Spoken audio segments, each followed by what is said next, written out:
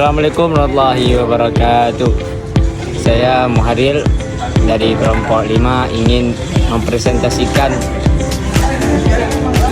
tentang skill digital yang dengan tema mengenal sistem operasi pada komputer. Judulnya optimalisasi sistem operasi untuk pengelolaan perangkat IoT di era digital. Pendahuluan dan latar belakang. 1. IoT atau disebut juga Internet of Things menghubungkan berbagai perangkat melalui internet. 2. Banyak perangkat IoT yang memerlukan sistem operasi yang efisien dan aman. 3. Sistem operasi biasa tidak cukup untuk perangkat IoT karena keterbatasan daya dan ukuran perangkat. Lantas, pendahuluan dan tujuan masalah. Tujuan menemukan cara untuk mengoptimalisasi sistem operasi agar perangkat IoT lebih efisien dan aman. Masalah yang dibahas, bagaimana cara mengoptimalkan OS untuk perangkat IoT, apa saja tantangan yang dihadapi. Selanjutnya akan dipresentasikan oleh Habib. Baiklah, saya Habib Hilmi. Saya akan melanjutkan presentasi dari Muharil. Landasan teori apa itu IoT? IoT adalah jaringan perangkat yang saling terhubung dan dapat berbicara satu sama lain melalui internet. IoT digunakan di berbagai bidang, seperti rumah pintar, kesehatan, dan industri. Peran sistem operasi dalam IoT. Fungsi sistem operasi mengelola perangkat keras seperti sensor dan motor, menyediakan koneksi jaringan Wi-Fi, Bluetooth, menjaga keamanan data, menyediakan alat untuk membuat aplikasi yang bekerja dengan perangkat IoT. Sekian dari saya. Baiklah, saya Rizky Fadlu Ramadhanu akan melanjutkan presentasi dari rekan saya Habib Ilmi. Sistem operasi ringan untuk IoT. Sistem operasi ringan untuk IoT, yang pertama ada hemat daya dengan ukuran kecil, yang kedua cepat dalam respons kejadian atau real time.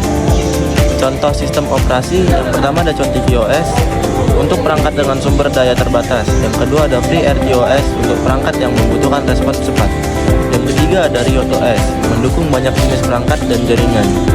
Selanjutnya, tantangan dalam optimalisasi OS untuk IoT. Yang pertama ada keterbatasan sumber daya. Banyak perangkat IoT yang memiliki daya, memori, dan prosesor yang terbatas. Yang kedua ada interoperabilitas. Perangkat IoT harus bisa bekerja dengan berbagai protokol komunikasi yang berbeda. Yang ketiga ada keamanan. Perangkat IoT rentan terhadap serangan karena selalu terhubung ke internet. Baiklah, mungkin akan dilanjutkan oleh rekan saya Julia Pitaloka. Nah, selanjutnya adalah strategi optimalisasi. Langkah-langkahnya yaitu yang pertama, analisis situasi dengan menilai masalah yang ada dan peluang untuk perbaikan. Yang kedua yaitu perencanaan dengan menetapkan tujuan yang jelas dan rencana untuk mencapainya. Yang ketiga, meningkatkan efisiensi dengan menggunakan teknologi terbaru untuk membuat sistem yang lebih cepat dan efisien. Selanjutnya adalah studi kasus penerapan operating system untuk Internet of Things. Yang pertama, Contiki Operating System yang digunakan untuk pengelolaan energi pintar. Yang kedua yaitu Retox yang digunakan untuk perangkat wearable yang memantau kesehatan. Yang ketiga yaitu Rios Operating System yang digunakan di sistem migrasi untuk pertanian.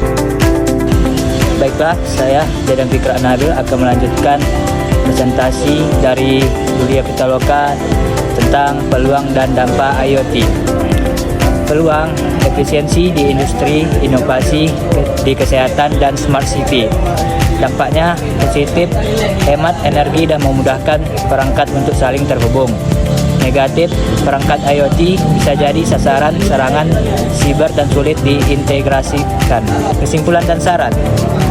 Kesimpulannya adalah OS ringan sangat penting untuk perangkat IoT agar lebih efisien dan aman.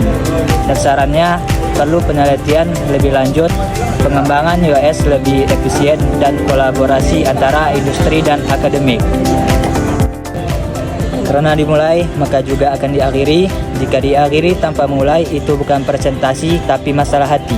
Kami dari kelompok 5, sekian dan terima kasih. Assalamualaikum warahmatullahi wabarakatuh.